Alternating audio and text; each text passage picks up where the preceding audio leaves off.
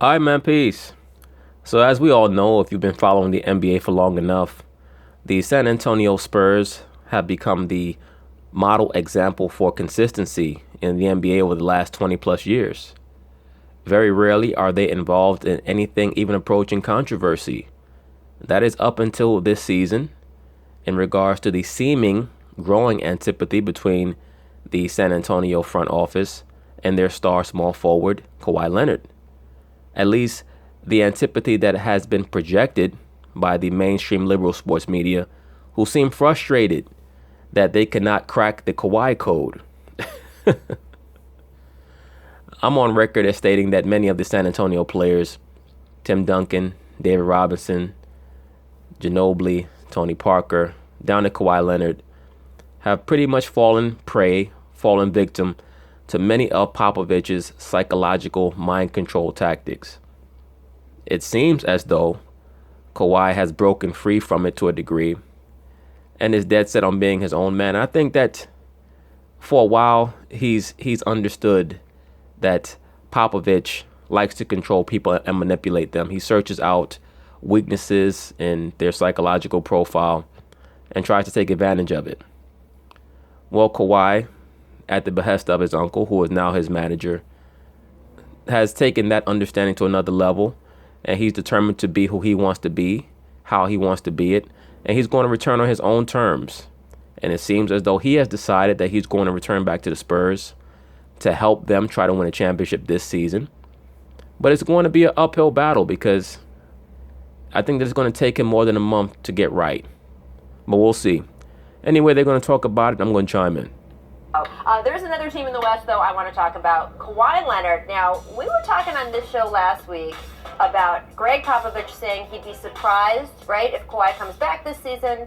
And the point we made is, hey, you know who he's talking to? He's not talking to any of you people out there. He's not talking to the media. He is talking to Kawhi Leonard, who is not with the team, saying, hey, buddy, time is short. You better get back here if you want to play. And guess I don't think that he was giving Kawhi any ultimatums. I think that he was being sincere. I believe that Gregg Popovich understands that he can continue to try to play mind games with Kawhi, but it's not going to be as effective as it is on other players because Kawhi has a very closed off, insulated frame of mind. He's very self-validated. You can tell by how he conducts himself. He's not particularly concerned with how he's perceived. And when you're not concerned with how you're perceived by the outside world, it is very difficult for you to be prone to being put under any form of psychological manipulation.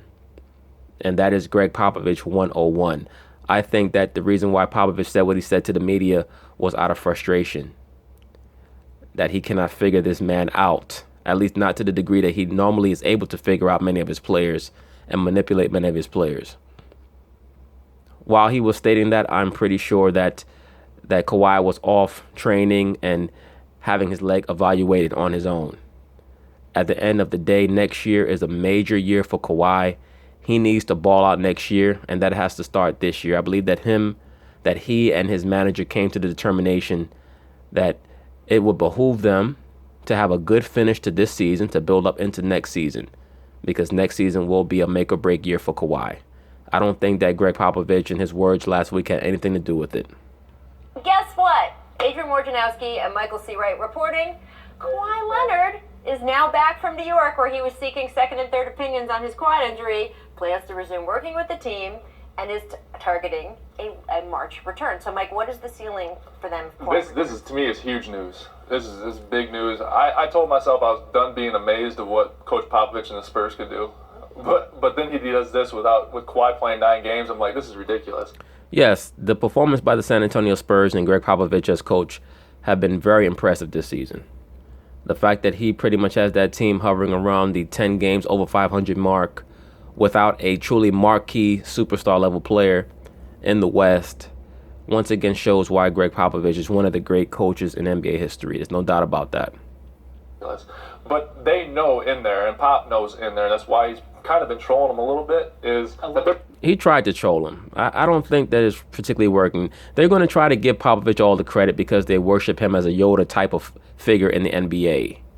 Very much how they worshipped Phil Jackson back in the early 2000s as a Yoda type figure who understood how to unlock the door so that he can gain access to the inner workings of the minds of referees, players, opposing coaches, etc. I'm already on record as stating that it's very clear that Popovich uses a lot of MK handler techniques. He does have a background in CIA training, but I think that they give him a little bit too much credit. But there's a ceiling with with the team they have there now. Right. Kawhi Leonard removes that ceiling. He doesn't say he can win it, but I'll tell you right now, you put an elite player, top five. We were talking about him being MVP candidate coming this year. I know I was. If Kawhi Leonard is healthy, he's certainly one of the top 3 players in the NBA. He's above Harden. He's above Westbrook. I would even put him above Anthony Davis. He's one of the top 3 players in the NBA, right there with Curry. Him and Curry would be tied for top 3. Durant, I will give a slight edge over Curry and Kawhi, very slight. And LeBron still number 1. I know there are people who dispute that, but I still have LeBron number 1. I would have 1A, Kevin Durant, 1B, Steph Curry / Kawhi. Maybe Kawhi a little half sliver below Steph. Are they in the race for the Western Conference Championship? They are. They are in the race. They are in the race. Put that up on the bar. Will they win it? Will they win it? Amazing. Pop looks great with no beard. This is the most important. Pop does not look great with no beard. Man looks like a damn pedophile, allegedly. Important story in the NBA that we're not paying attention to. I agree. The Kawhi. We've talked about it 2 of the last 4 days the on the show. loyalty as NBA followers. This is an extraordinarily important thing. What happens with Kawhi and the Spurs the rest of the season determines the future, not only of the Spurs, but of the future of a lot of the NBA. Because with Kawhi having a contract issue coming up this summer, extend or not to extend, if they're not on good terms by the end of the year, forgetting what Kawhi actually looks like on the court, if they don't get back together by the end of the year, Kawhi will be on the trade block. Hey, didn't I say that in my earlier video on Kawhi Leonard? That if they could not resolve whatever issues they had with him in the offseason, that he would be put on the trading block. Do not think that just because he's reporting back to the team and that he's giving a timetable for his return, that any issues between him and the Spurs have now been jettisoned. I guarantee you that his uncle is going to try to play hardball with them in the offseason. He's going to say, these are our terms. This is the amount of money that we want to sign for. And the Spurs are going to try to evaluate Kawhi based off of what he does for the remainder of this season. That is why Kawhi is coming back, so that he can provide a baseline for the Spurs in regards to where he's going to go as a player, as far as skill level on the court, proficiency on the court, to show them that, look, I'm still the same guy. And as a matter of fact, I'm only going to get better.